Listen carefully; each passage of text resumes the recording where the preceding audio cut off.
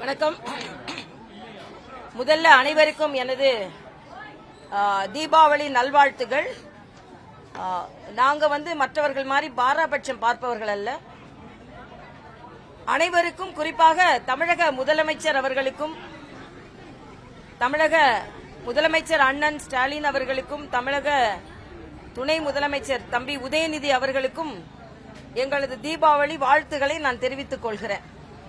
அவங்க ஒப்புக்கொள்ளாவிட்டாலும் ஒப்புக்கொண்டாலும் அவர்கள் அடிப்படையில் இந்து மதத்தை சார்ந்தவர்கள். நாங்க அவங்கள மாதிரிலாம் நம்பிக்கை உள்ளவர்களுக்கு மட்டும்தான் வாழ்த்து என்று சொல்ல மாட்டோம். உதயநிதி அவர்களை நான் கடுமையாக கண்டிக்கிறேன். மற்ற மத விழாக்களுக்கு வாழ்த்து சொல்லும் பொழுது அந்த நம்பிக்கைக்குள்ளவர்களுக்கு நீங்க வாழ்த்து சொல்லல. ஆனா இந்து மதம் என்று வரும்பொழுது மட்டும் நம்பிக்கைக்குள்ளவர்களுக்கு வாழ்த்து என்று சொல்கிறீர்கள்.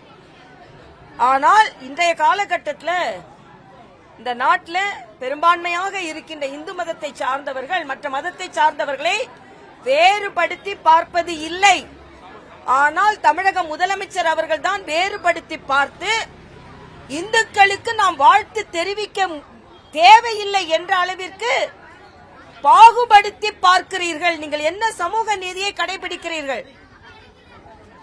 சட்டமன்றத்தில் எங்க சட்டமன்ற உறுப்பினர் கேட்டதற்கு பின்பும் அவை குறிப்பில் இருந்து அது நீக்கப்பட்டிருக்கிறது. இது எப்படி சரியாக இருக்கும்? இந்துக்கள் இதற்கு பதில் சொல்வார்கள். நீங்க நம்பிக்கை இருக்கோ இல்லையோ, நம்பிக்கை இல்லாதவர்கள் உங்களுக்கு ஓட்டு போட்டாங்களா இல்லையா? நம்பிக்கை இருப்பவர்கள் ஓட்டு போட்டாங்களா இல்லையா?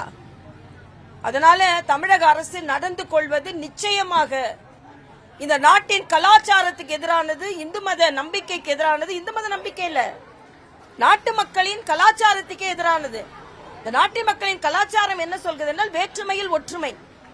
நாங்க எல்லா விழாக்களுக்கும் தான் வாழ்த்து சொல்கிறோம், அவர்களோடு இணைந்து கொண்டாடுகிறோம். தமிழக முதலமைச்சர் இந்த மாற்றாந்தாய் மனப்போக்கை விட வேண்டும் என்பது எனது கருத்து. நன்றி உள்ளவர்களாக நீங்கள் இருக்க வேண்டும் என்பதுதான். பிளே ஸ்டோர் மற்றும் ஆப் ஸ்டோரில் இருந்து பாலிமர் செயலியை QR கோடு மூலம் பதிவிறக்கம் செய்யுங்கள். செய்திகளை உடனுக்குடன் பெறுங்கள்.